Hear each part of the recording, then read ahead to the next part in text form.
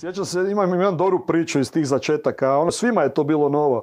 Na neki način, pa i nama i čak i klubovima, jer više to nije bila nacionalna dalekovidnica, nego odjednom je bilo puno više prenosa, puno više klubova se prenosilo. Mi smo isto pokušavali, sjećam se, raditi nekakve s lica mjesta studije.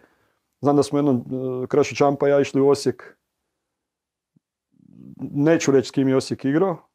Uglavnom bio neki studio pola sata prije, ovo ko što i danas običavamo to raditi, flash nekakve izjave u poluvremenu, na kraju, čak mislim da nisu u live išle izjave, nego su se snimale, tad nije bilo ove emisije ko što danas postoji. I uglavnom sve je bilo dogovoreno sa gostujućom ekipom, sa gostujućim glasnogovornikom, u poluvremenu flash izjava, dolazi igrač koji ima i ponešto nastupa za reprezentaciju, treba doći na izjave. Zna, sve je riješeno, dogovoreno, dolazi poluvrijeme. Ja zovem dotičnog gospodina, vrlo pristojno, možeš doći na izjave, molim te, imamo brzu izjavu.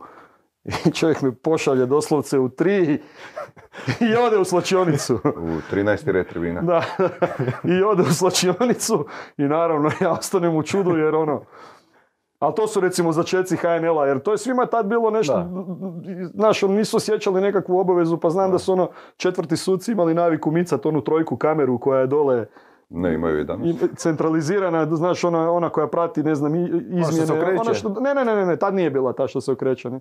Uglavnom, u prosjeku nije bilo toga tada još, nego je bila fiksna kamera, dole trojka smo i mi zvali koja je pokrivala što je već pokrivala i uglavnom u prosjeku svaki drugi prenos bi došao četvrti sudac, čisto da vam pokaže da je četvrti sudac i rekao ne može to tu biti, maknite to. Ne.